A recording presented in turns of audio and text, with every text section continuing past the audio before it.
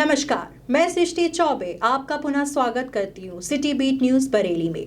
Nahar garden की उजड़ी हरियाली, कार्यवाही को लेकर उठ रहे सवाल, राजस्व विभाग, उप पंजीयक और नगर परिषद पर जताया रहा है संदेह। नगर की पहचान रहे नाहर गार्डन में हरे भरे पेड़ों को उजाड़े जाने को लेकर की जा रही है कार्यवाही में गंभीर सवाल खड़े कर दिए हैं।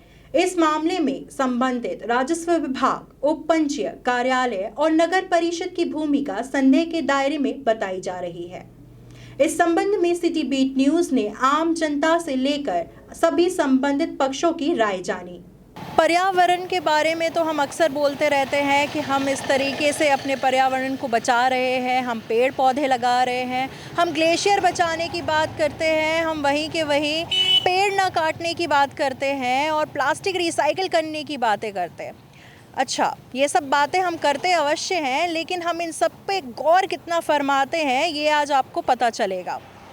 जैसा कि सामने आप देख सकते हैं कि हम हैं यहाँ पर बरेली के नाहर पार्क में और आप सामने देख सकते हैं कि यहाँ पे कितने फलदार वृक्ष लगे हुए हैं, हरे भरे वृक्ष लगे हुए हैं। आप सभी जानते हैं कि पतझड़ के बाद भी अभी जस्ट पतझड़ का जो मौसम है वो ख़त्म होते होते पे आ रहा है और आप फिर भी देख सकते हैं कि यहाँ पे कितने हरे भरे वृक्ष लगे हुए हैं। इसके बावजूद भी आप दूसरी ओर इससे विपरीत नज़ारा देखने को मिलता है। पूरा के पूरा मैदान जो यहाँ पे आपको सफाचट दिखाई दे रहा है, यहाँ पे जितने भी जो पेड़ लगाए गए थे पूरे पेड़ काट दिए गए हैं। अच्छा, अब यहाँ पे मुद्दे की बात ये है कि इतने सारे पेड़ जो इस नगर के इस पार्क की जो शोभा बढ़ाते थे वो ऐसे कैसे काट दिए गए। इसके लिए जाहिर सी बात है हमें रिटन परमिशन चाहिए पड़ती है, प्रशासन शासन हमें सबकी अनुमति चाहिए होती है। तो क्या कोई भी कॉलोनाइज़र जस्ट बिकॉज क्योंकि उसको अपनी कॉलोनी का निर्माण करना है वो ऐसे कोई भी जाकर पेड़ को ऐसे काट सकता है क्या? चल रहा है या नाहर गार्डन को काटने का विषय अभी चल रहा है, तो इसके साथ साथ कॉलोनी के लिए पेड़ तो काट दिए गए हैं, बट इसके अलावा क्या कोई और उपाय है या कुछ और सब्स्टिट्यूट यहाँ के कॉलोनाइज़र लाए हैं कि पेड़ उखाड़ने की जो इनने यहाँ पे किया है उसके बाद लगाने का कुछ और कहीं इंतज़ाम है? लगाने का कोई इंतज़ाम नहीं है और सबसे बड़ी बात तो पेड़ काटने ही नहीं चाहिए, क्योंकि एक तो फलदायक पेड़ है, फलदायक पेड़ बहुत ज़रूरी है प्रकृति के लिए। एक तो फल मिलते हैं उससे और प्राकृतिक वातावरण, वैसे भी बरेली में तो पेड़ बहुत कम है। अब एक नाहर गार्डन ही कहलाता था, उसके अलावा तो और कहीं पेड़ हैं ही नहीं और लगाते भी है तो रोड के किनारे हल्के फुल्के पौधे लगा देते हैं जिन डोर खा जाते हैं। तो ऐसे पेड़ काटना तो जो कानूनी अपराध होना चाहिए, ये अपराध है और मानना चाहिए और गवर्नमेंट को इस पर एक्शन लेना चाहिए, क्योंकि ये किसी से छुपा नहीं है कि पूरा गार्डन जब तक गार्डन रहा काफ़ी उनने पैसे कमाए उससे, और आज जो है अपने स्वार्थ निहित स्वार्थ के लिए उनने बेच दिया तो उसकी भी ना कोई गवर्नमेंट में सूचना दी ना कोई परमिशन ली और पेड़े के पेड़े उखड़ गए, पूरा बगीचा मिटा दिया। इससे क्या है, प्राकृतिक वातावरण भी बिगड़ता है, प्रदूषण भी आता है और भी कई समस्याएं होती हैं। अब ये तो आजकल की पब्लिक वैसे भी बहुत अधिक समझती है। हमने बिही के देखे, आम के देखे, जामुन के देखे, ये सारे वृक्ष यहाँ रहे हैं। बांस भी काफ़ी रहा है, बांस भी कई लोग देखते थे, यहाँ पूरा जंगल टाइप दिखता था। आंवला नवमी पे तो लेडीज़ें यहाँ पूजा करने आती हैं, वो पेड़े भी उखाड़ दिए, पीपल के पेड़े भी उखाड़ दिए, पता ही नहीं पड़ा। मतलब लोगों की आस्था के साथ भी खिलवाड़ हो ही रहा है, पर्यावरण के साथ साथ। जी, पर्यावरण के साथ साथ लोगों की आस्था पे भी आघात हो रहा है। क्या लगता है आपको, इसके खिलाफ क्या कार्रवाई होनी चाहिए? इसके खिलाफ अब गवर्नमेंट कार्रवाई करना चाहिए। अब गवर्नमेंट क्या करती है ये देखना है। अब इसके लिए नहीं तो एक आंदोलन टाइप होना चाहिए जी। आप लोग तो इसके लिए लगे ही हैं पत्रकार बंधु, लेकिन आंदोलन भी होना चाहिए, पब्लिक को भी इसमें आगे आना चाहिए। सभी इस बात पर एकमत हैं कि हरियाली उजाड़ना वैधानिक और नैतिक अपराध है। नगर परिषद से सटी भूमि पर बड़ी संख्या में फलदार और हरे भरे पेड़ लगे हुए थे। इन पेड़ों को कई दिन से काटा जा रहा था और जेसीबी से जड़ें खोदकर तथा आग लगाकर इसके साक्ष्य नष्ट किए जा रहे थे। होना हमारे जीवन में कितना आवश्यक है और ये हमारे पर्यावरण के लिए कितने लाभदायक है? जी बहुत लाभदायक है। पेड़ पौधे से ही हम सांसें ले पा रहे हैं। और अभी कोरोना काल में आपने देखा था कि हमें ऑक्सीजन की कितनी आवश्यकता थी, सिलेंडरों की कमी हो गई थी। तो पेड़ों का होना बहुत ज़रूरी है। पेड़ लगाना चाहिए काटने की वजह। पेड़ होना बहुत ज़रूरी है। पेड़ से ही हमारा जीवन आगे चल सकता है। आपने यहाँ पर कोई पौधे वगैरह देखे, पहले पेड़ वगैरह देखे? हाँ, यहाँ बहुत पेड़ थे, अभी कट गए। कॉलोनाइजर ने यहाँ काट दिए हैं। अभी जो बड़े बड़े पेड़ और लगे और भी थे, यहाँ पे बहुत पेड़ थे। ये बांस के पेड़ लगे हुए थे, यहाँ से वहाँ तक पूरे कट चुके हैं। मतलब यहाँ से इतने पेड़ थे कि उस तरफ दिखता नहीं था, अब तो पूरा मैदान दिख रहा है।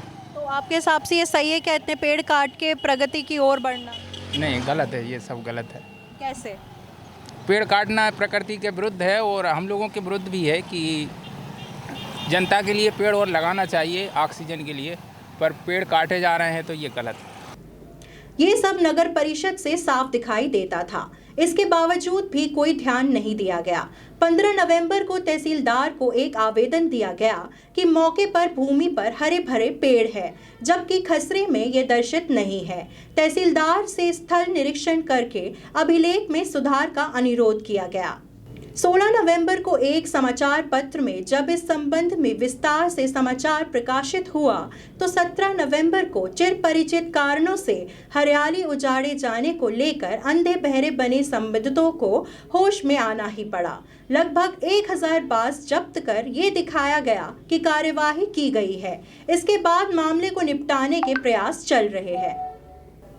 सिटी बीट न्यूज ने लोगों से चर्चा की तो अभी तक ये बातें सामने आई, जिसमें प्रमुख रूप से कहा गया कि राजस्व अभिलेख से नगर के सबसे हरे भरे क्षेत्र की हरियाली कैसे गायब हो गई। इस संबंध में 50 साल के रिकॉर्ड से मिलान कर दायित्व निर्धारित होना चाहिए। रजिस्ट्री के समय स्थल निरीक्षण अनिवार्य है। आखिर ऐसा क्या हुआ कि उप पंजीयक को रजिस्ट्री के समय स्थल निरीक्षण में बड़ी संख्या में लगे पेड़ दिखाई नहीं दिए। इस तरह उप पंजीयक कार्यालय ने रजिस्ट्री शुल्क के लाखों रुपयों के शासन को क्षति पहुंचाई है। प्रशासन को पर्यावरण को गंभीर क्षति पहुंचाने के इस मामले में बिंदु निर्धारित कर जांच करनी चाहिए ताकि जवाबदेही तय हो सके। तो चलिए, हमारे साथ है यहाँ के सीएमओ सर, उनसे जानते हैं कि अभी आप देख सकते हैं कि करेंटली नाहर जो गार्डन है उसके विषय पे कितनी चर्चा चल रही है। तो आपने इसके संबंधित कोई नोटिस जारी किया होगा, तो क्या कहना है आपका उस नोटिस के बारे में? क्या आपने इसके सब्स्टिट्यूट में कुछ और प्लांटेशन यहाँ पे होने वाला है या फिर वर्तमान में यही जो कट रहा है इसको आप रोक देंगे? क्या प्रतिक्रिया होगी आपकी? श्री जी बिल्ड द्वारा कॉलोनाइजर जो है उनके द्वारा कॉलोनी काटी जा रही है और उन्होंने नियमानुसार जिला कलेक्टर महोदय से कॉलोनी काटने की अनुमति प्राप्त की है और उसके तहत जो नियमानुसार जो राशि है विकास शुल्क वगैरह वो भी हमने नगर पालिका में उन्होंने जमा की है।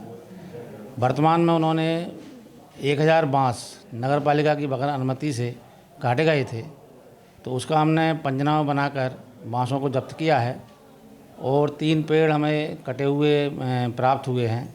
तो उसके तहत हमने जुर्माना उन पर तय किया गया है और जुर्माना राशि 15,000 रुपये जमा करने के लिए नोटिस दिया गया है। कॉलोनी के तहत जो भी विकास कार्य होंगे, कॉलोनी से मेरा संपर्क हुआ था, उनके द्वारा बताया गया है कि हमारा कॉलोनी में पार्क का सौंदर्यीकरण होगा। उसमें जो भी वृक्ष अभी कटे हुए हैं उसकी एवज में वृक्ष और पौधे और लगाए जाएंगे तथा मकान बनाए जाएंगे उनके सामने भी वो वृक्षारोपण करेंगे, जिससे पर्यावरण में किसी प्रकार का प्रभाव नहीं पड़ेगा। ऐसा उन्होंने आश्वासन हमको दिया है। आम के जो वृक्ष हैं सर, जो अभी वर्तमान में खड़े हैं उनका क्या होगा? नहीं, उनके लिए अभी उन्होंने आवेदन हमारे यहाँ नहीं किया है। उन्होंने आवेदन वन विभाग में एवं तहसील कार्यालय में दिए हुए हैं, जिनकी अभी कार्रवाई प्रोसेस में है। जी, पूर्व में हम ये चीज़ देख चुके हैं। उनके द्वारा कार्रवाई नहीं की गई है, तो उनके लिए भी अलग से नोटिस कार्रवाई जारी है हमारी नगर परिषद की ओर से। तो आपको क्या लगता है यदि इस बार वो मुकर गए तो फिर? नहीं, उसमें तो खैर कॉलोनी एक्ट के तहत कार्रवाई करने का प्रावधान है। यदि वो मुकर जाते हैं तो उस पर दंडात्मक कार्रवाई प्रस्तावित की जाएगी। वर्तमान में अभी 6 कॉलोनी वैध है अपने यहाँ और 8 कॉलोनी अवैध कॉलोनी की श्रेणी में है। सिटी बीट न्यूज नगर ने इस बड़े मुद्दे पर जानकारों की राय से आपको अवगत कराती रहेगी। देखते रहिए सिटी बीट न्यूज। तब तक के लिए धन्यवाद।